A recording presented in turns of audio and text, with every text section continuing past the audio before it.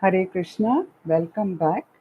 So, as I had mentioned in the previous session, I intend to keep every session live for only under 15 minutes and do two such sessions in the day of 15 minutes each. So, if anybody wants to catch up with a day's session that was missed out, they just have to go through two of these recordings.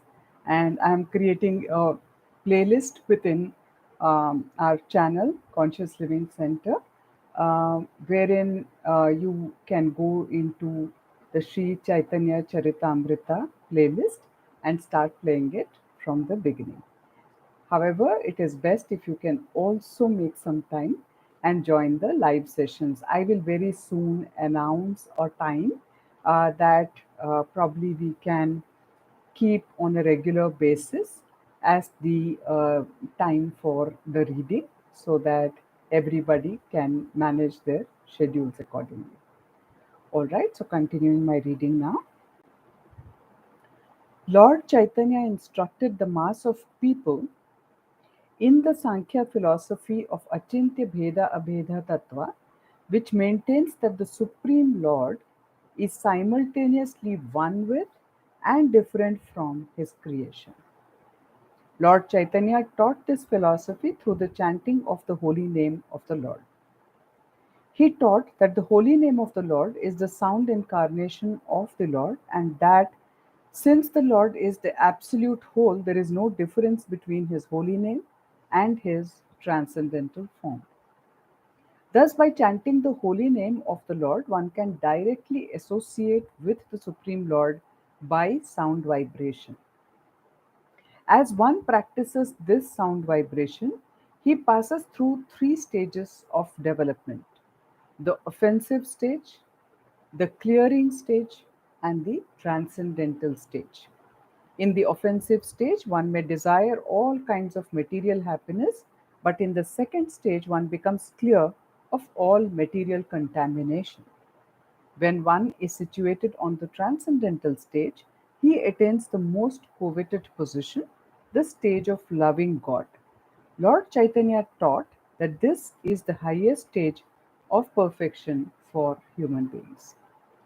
Yoga practice is essentially meant for controlling the senses. The central controlling factor of all the senses is the mind. Therefore, one first has to practice controlling the mind by engaging it in Krishna consciousness.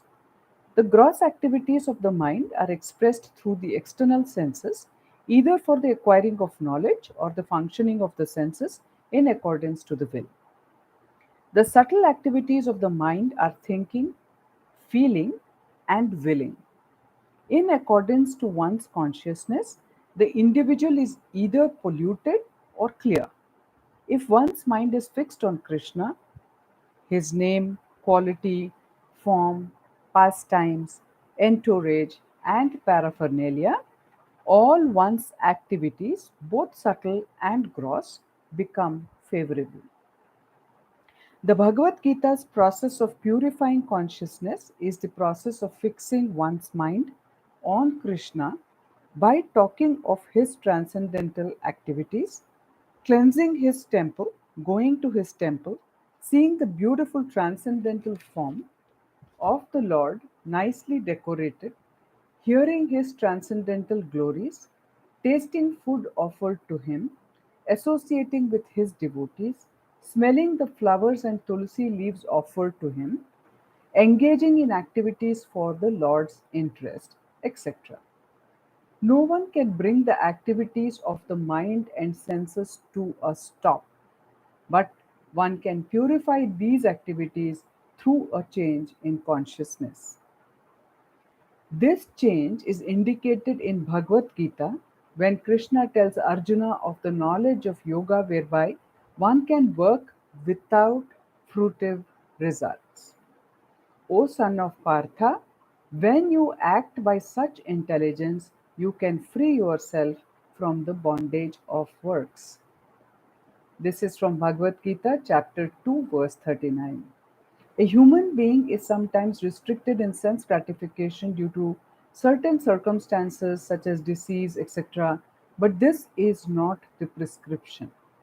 Without knowing the actual process by which the mind and senses can be controlled, less intelligent men either try to stop the mind and senses by force, or they give in to them and are carried away by the waves of sense gratification. The regulative principles and the rules of yoga, the various sitting postures and breathing exercises performed in an attempt to withdraw one's senses from the sense objects, are methods meant for those who are too much engrossed in the bodily conception of life. The intelligent man who is situated in Krishna consciousness does not try to forcibly stop his senses from acting. Rather, he engages his senses in the service of Krishna. No one can stop a child from playing by leaving him inactive. A child can be stopped from engaging in nonsense by being engaged in superior activities. The forceful restraint of sense activities by the eight principles of yoga is recommended for inferior men. Being engaged in the superior activities of Krishna consciousness, superior men naturally retire from the inferior activities of material existence. In this way, Lord Chaitanya teaches the science of Krishna consciousness. That science is absolute. Dry mental speculators try to restrain themselves from material attachment, but it is generally found that the mind is too strong to be controlled and that it drags them down to sensual activities. A person in Krishna consciousness does not run this risk. One has to engage his mind and senses in Krishna conscious activities, and Lord Chaitanya teaches one how to do this in practice. Before accepting sannyasa, the renounced order, Lord Chaitanya was known as Vishwambhara. The word Vishwambhara refers to one who maintains the entire universe and who leads all living entities. This maintainer and leader appeared as Lord Sri Krishna Chaitanya to give humanity these sublime teachings. Lord Chaitanya is the ideal teacher of life's complete reservoir of all mercies and good fortune. As confirmed in Srimad Bhagavatam, Bhagavad Gita, Mahabharata, and the Upanishads, he is the Supreme Personality of Godhead, Krishna himself, and he is worshipable by everyone in this age of disagreement. Everyone can join in his Sankirtana movement. No previous qualification is necessary. Just by following his teachings, anyone can become a perfect human being. If one is fortunate enough to be attracted by his features, one is sure to be successful in one's life mission. In other words, those who are interested in attaining spiritual existence can be easily relieved from the clutches of Maya by the grace of Lord Chaitanya. These teachings presented in this book are non different from the Lord. Being engrossed in the material body, the conditioned soul increases the pages of history by all kinds of material activities. The teachings of Lord Chaitanya can help human society stop such unnecessary and temporary activities. By these teachings, humanity can be elevated to the topmost platform of spiritual activity. These spiritual activities actually begin after liberation from material bondage. Such liberated activities in Krishna consciousness constitute the goal of human perfection. The false prestige one acquires by attempting to dominate material nature is illusory. Illuminating knowledge can be acquired from the teachings of Lord Chaitanya, and by such knowledge, one can advance in spiritual existence. Everyone has to suffer or enjoy the fruits of his activity. No one can check the laws of material nature which govern such things. As long as one is engaged in fruitive activity, he is sure to be baffled in an attempt to attain the ultimate goal of life. I sincerely hope that by understanding the teachings of Lord Chaitanya, human society will experience a new light of spiritual life which will open the field of activity for the pure soul. Om Tat Sat, A.C. Bhaktivedanta Swami, March 14th, 1968, birthday of Lord Chaitanya, Sri Sri Radhakrishna Temple, New York. This is so interesting that the preface has been written by the author on this very same day in the year 1968. So, friends, with this, I would like to conclude the reading of part 2 today. And once again, I would request you to start listening from the beginning. So, I have one small request to those of you who might be listening to this recording, that if you want to be intimated about these sessions and to receive the link directly to you, I would request you to connect with me on my WhatsApp and just let me know that you are interested in joining these sessions.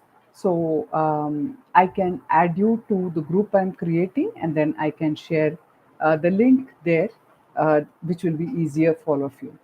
So my WhatsApp number I am giving here. Um,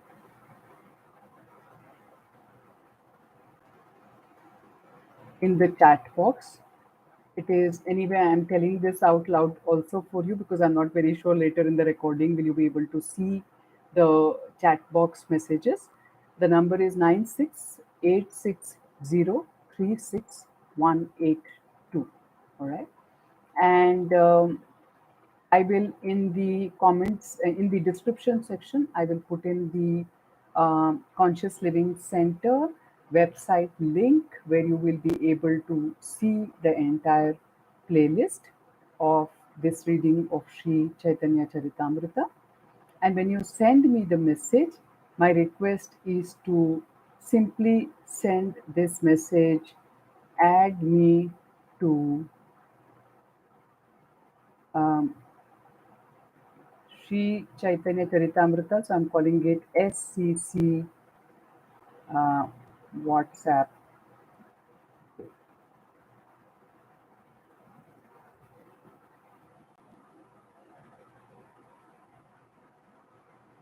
So you just have to say add me to SCC WhatsApp group and then put in your, please provide your name so that um, I can store your number with that name. Okay. So that is it, friends. I really am looking forward to having more people join me for this reading and benefiting from it. And it would be very interesting if we can do some interactive sessions on this.